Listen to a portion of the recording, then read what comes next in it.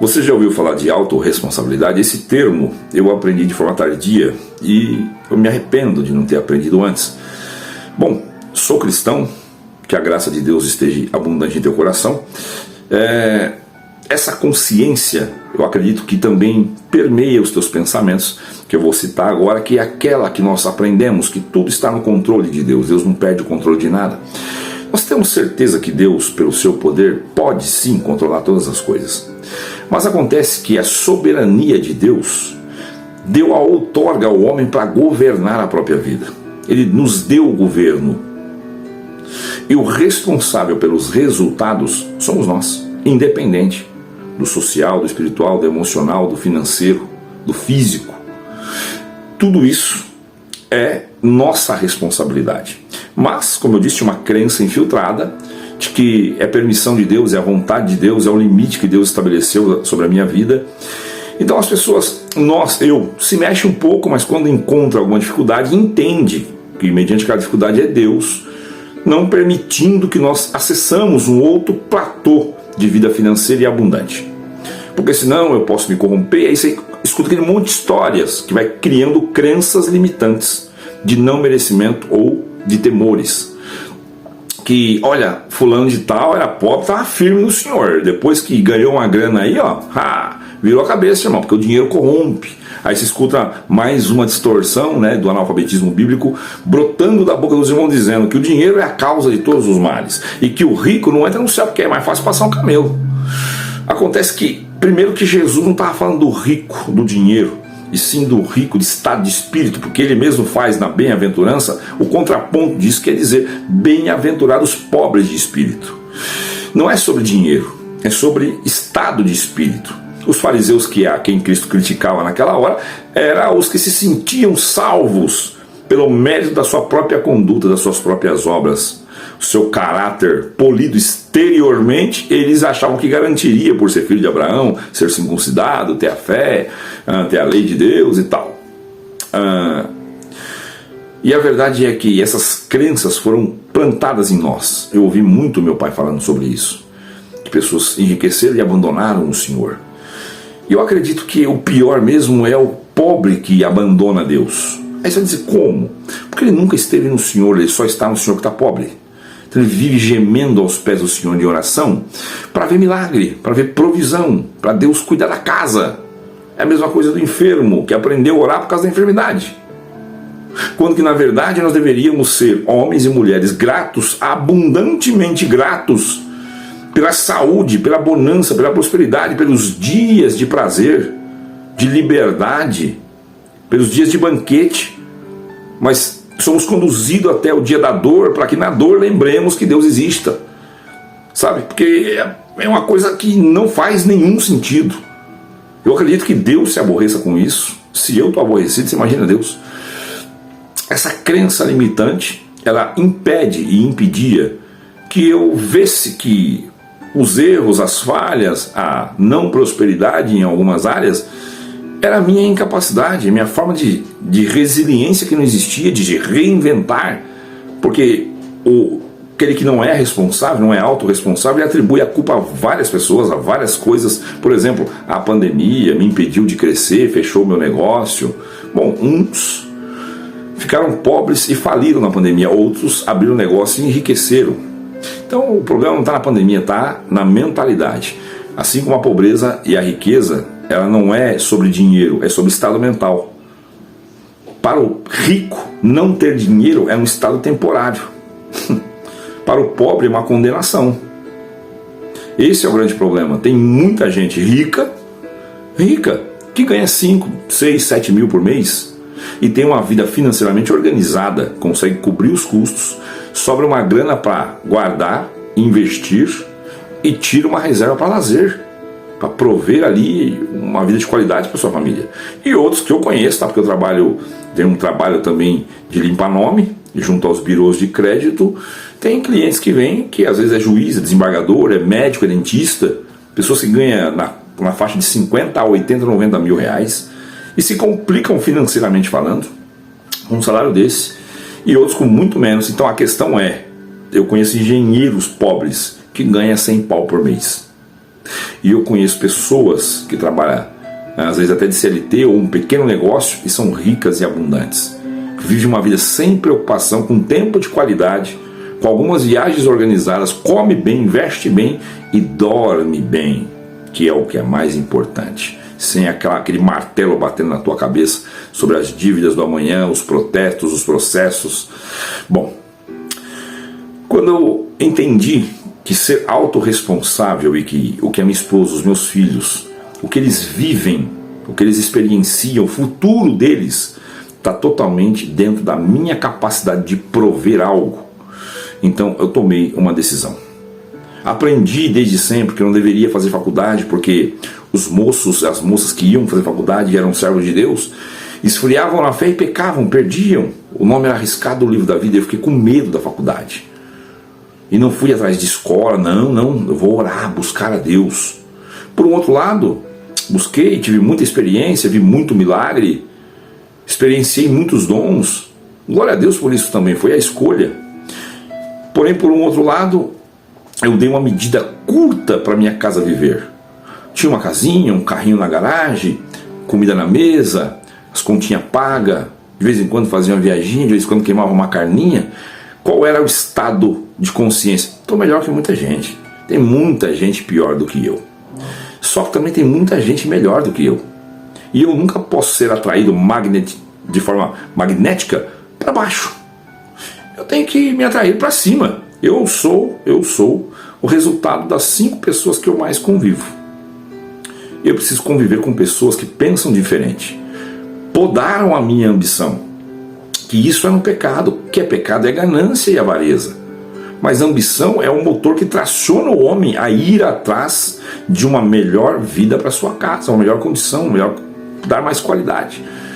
E com essa mentalidade, eu comecei a aprender e a estudar sobre algumas coisas. E a Bíblia entrega tudo. Em todas as áreas da vida, a Bíblia supre de conhecimento, direcionamento, sabedoria, porque ela é a palavra de Deus. Porém, lendo livros de autores que são best-sellers, comecei a ver que a minha mente era muito cega. E hoje, quanto mais aprendo, mais eu enxergo a vastidão da minha ignorância. E é isso que gera não é um desespero, mas um desejo ardente de continuar aprendendo, gastando as 24 horas de cada dia, que é isso que eu tenho, é isso que você tem. Ninguém tem mais do que isso.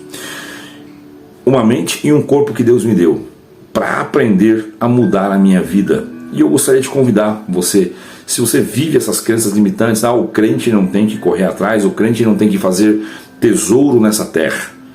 Não, amontoar tesouro com avareza. Por isso que a crítica é que a traça e o ferrugem serão testemunhas no dia do juízo. Quem é que tem traça roendo o seu dinheiro e ferrugem enferrujando o seu dinheiro? São pessoas que represam para si e não ajudam ninguém, não faz um fluxo acontecer. O irmão quer hoje então buscar a prosperidade. Que caminho é esse, irmão? E o evangelho? Eu quero viver o evangelho cada dia mais. Acontece que com dinheiro eu tenho mais tempo para pregar o evangelho, com recursos eu tenho mais tempo de qualidade para sentar com os meus filhos, para evangelizá-los, não só com palavras, mas com conduta, com caráter, com gestos de amor. Estar mais presente, porque o influenciador ele exerce mais influência passando mais tempo com o influenciado. Então o evangelista precisa se dedicar tempo. E a minha primeira missão, a minha primeira igreja é a minha casa. E eu falhei em muitas coisas? Sim, sou homem humano, cheio de falhas, não sou exemplo para ninguém, não sou modelo para ninguém. Eu sou igual a você, tentando aprender, mas uma sede insaciável de conhecer o conhecimento para mudar a vida da minha casa e continuar aprendendo sobre o evangelho, porque eu nada sei. E o que sei, o pouco que sei, eu compartilho. E aí eu aprendi algumas coisas e eu gostaria de te dizer no final desse vídeo. Quando você vai abrir um negócio, a última coisa que você tem que se preocupar é com buscar a palavra, porque Deus, ele não é uma cartomante que você consulta se vai dar certo ou errado, não é a cabala que você vê, a numerologia, ver se vai funcionar o teu negócio. O que você tem que fazer é o seguinte: Primeiro, você tem o Espírito Santo, então você sabe quais são os pilares morais da fé cristã. Não esbarre em nenhum desse. Não fira ninguém no processo. Não dê prejuízo a ninguém. Compre pelo preço certo, trabalhe o teu lucro. Faça crescer tua empresa. Não peça a Deus que Deus multiplique teu faturamento. Peça a Deus que Deus multiplique teu lucro. Quando você for olhar o teu negócio, olha num todo. As partes boas é o que sempre nós olhamos. Eu vou abrir este negócio, eu vou comprar por tanto, vender por tanto, vou faturar isso, vou ter tanto de lucro, e aí eu já compro tal coisa, aumento por aqui, expando ali e tal. Você vai sempre olhando como se não tivesse nenhum obstáculo. Então os teus planos é em linha reta para o sucesso. Mas na vida prática não é assim que funciona. Então antes de você subir para o palco, você ensaia bonitinho, vai funcionar, mas no palco a pressão é outra. E aí é que eu gostaria de te convidar. Analisa principalmente os contras do teu negócio antes de abri-lo. Ou então, se você estiver nele hoje, senta de novo para ser um resiliente, um cara que vai reinventar. Olha os contras e não diga, meu Deus, quanto problema. Realmente vou desistir desse negócio. Quando você diz que não consegue, um livro que eu recomendo que você leia, na verdade 2, mas um deles é O Pai Rico e Pai Pobre, do Robert Kiyosaki. Uma história cativante e fantástica de virada de mindset, que é importante que todo homem ou mulher leia esse livro mesmo, de todo o coração. O pai rico diz o seguinte, que o filho está proibido de dizer eu não consigo. Independente do término da frase, não consigo comprar, não consigo fazer, independente, mas não pode falar eu não consigo. Tem que trocar essa frase por como eu consigo. Porque o cérebro, ele recebe um comando vocal dizendo eu não consigo, ou seja, está resolvido. Ele já decidiu que isso ele não consegue fazer. E aí ele não busca mais nenhuma solução. Teu cérebro, se soubesse pela neurociência, a neuroplasticidade, as sinapses neurais, isso é uma centelha de Deus dentro do homem. Isso tem um poder absurdo. Não sei se você já ouviu falar da história de uma mulher professora nos Estados Unidos que sofreu um derrame e ficou vegetativa, nem enxergar, não enxergava, e o médico deu o laudo que era irreversível o quadro, mas ela, dentro dela, mentalmente decidiu viver e traçou um plano em que em 6 meses ela estaria andando, enxergando e falando. Isso é um fato real. Eu não estou falando aqui sobre uma invenção, contando uma história para você de fábula, não. É uma matéria real. Você pode dar um Google aí, pesquisar sobre. Eu não me lembro o nome da mulher hoje, mas em um curso que eu estava, o ministrante mostrou para nós todos os dados, as fontes. Depois eu acessei também em casa. Em 6 meses, o cérebro dela se regenerou, a parte que tinha sofrido a lesão, e ela voltou a enxergar, falar e andar. Então ela deu depoimento, depois começou a dar palestras sobre o poder da mente. O poder da mente. Esse poder foi dado a nós por Deus. Por Deus. Então quando eu digo eu não consigo, eu já bloqueio aquela situação. É igual eu rir da minha pobreza, ou rir de uma doença que eu desenvolvi, rir da minha barriga, sabe, que está barrigudo lá, e rir do problema de coluna, rir porque eu manco, sabe, rir das varizes. Você comunica para o cérebro que está tudo bem, não precisa resolver aquilo. E quando eu digo eu não consigo, ele desliga a função buscar soluções. Quando eu digo como eu consigo e alguém não me responde, eu pergunto para eu mesmo, como eu consigo? As PPS, caso você não sabe, são perguntas poderosas de sabedoria. Todo esse poder está na Bíblia, está em nós, o Senhor nos deu. Ele não quer ver você padecendo necessidades, que ir a Ele nas suas orações porque falta-lhe provisões. A tua oração não é um relacionamento de adorador para Deus, de aquele que ama o Senhor pelo que Ele é, mas sim você precisa de um Deus que provê as suas necessidades. Então você só vai a Ele pedir, nunca se relacionar, nunca é uma conversa, um diálogo, sem pressa de levantar. Tem gente que me fala, mas eu vou falar o que com Deus? O que é que você fala com as pessoas que você ama? Como você conversa com elas? De quais assuntos? Você não consegue estabelecer esta comunhão com Deus, conversar com o Senhor a partir desta ideia, se ainda não se relaciona intimamente com o Senhor. Porque Ele quer que nós tenhamos intimidade com Ele. mas a intimidade é para aqueles que o temem. E aí, queridos, o Senhor quer abrir o seu íntimo, para que nós acessamos o que tem lá. Ele quer compartilhar isso, mas eu e você acha que não. Então só vamos ao Senhor para pedir perdão das cagadas que faz e pedir misericórdia, proteção e provisões. É sempre assim. Não há relacionamento. Então, voltando agora no assunto, não diga eu não consigo, e sim como eu consigo. Vai startar uma pergunta aí, você vai para a busca de conhecimento, dá um Google, leia os livros, converse com quem entende, assiste treinamentos, cursos, busca soluções. Eu não sei o que fazer, irmão Eduardo, sou CLT, ou tenho um negócio pequeno, ou sou vendedor, não sei como iniciar algo. Começa a ler.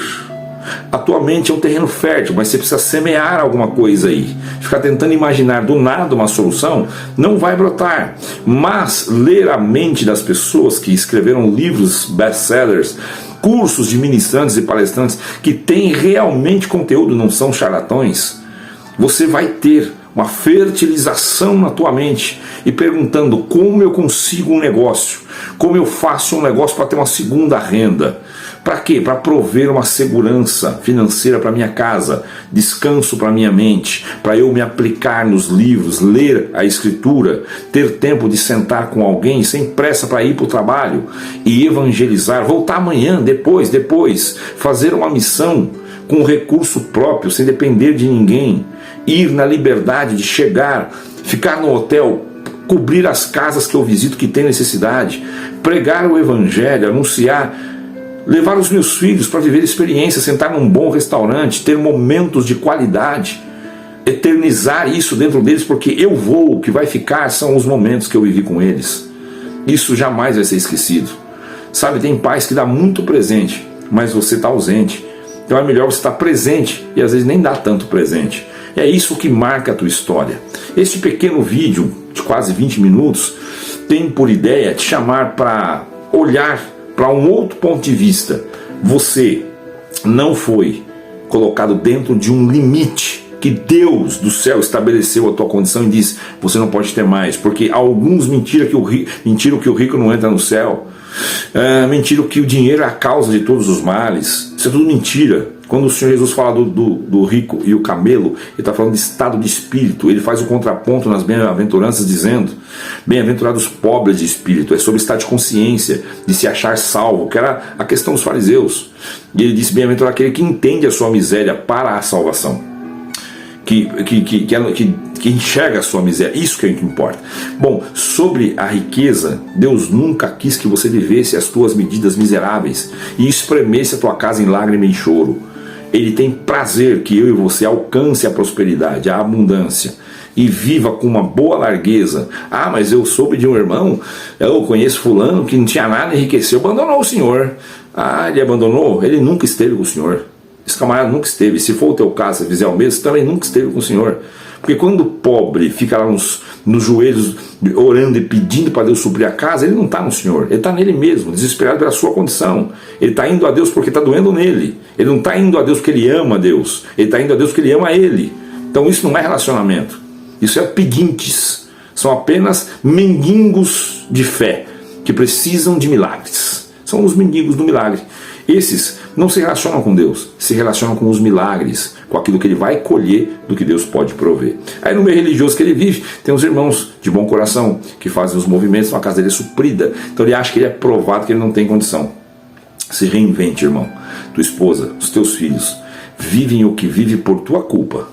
Se eles têm bastante, mérito teu. Se eles têm pouco, mérito teu. Se eles não têm nada, mérito teu. Tudo isso é responsabilidade tua. Seja autorresponsável, independente do que acontece. O tamanho da tua barriga, responsabilidade tua. Tua saúde, responsabilidade tua. Tuas amizades, responsabilidade tua também. Tua comunhão com os irmãos, responsabilidade tua. Teus filhos te amam, responsabilidade tua. Teus filhos não te amam, mérito teu também. Tudo isso são escolhas. Você planta e colhe. Não é o Senhor que definiu as mazelas que você vive. É você que plantou mal e está colhendo o que não quer. Fiquem com Deus e até o próximo.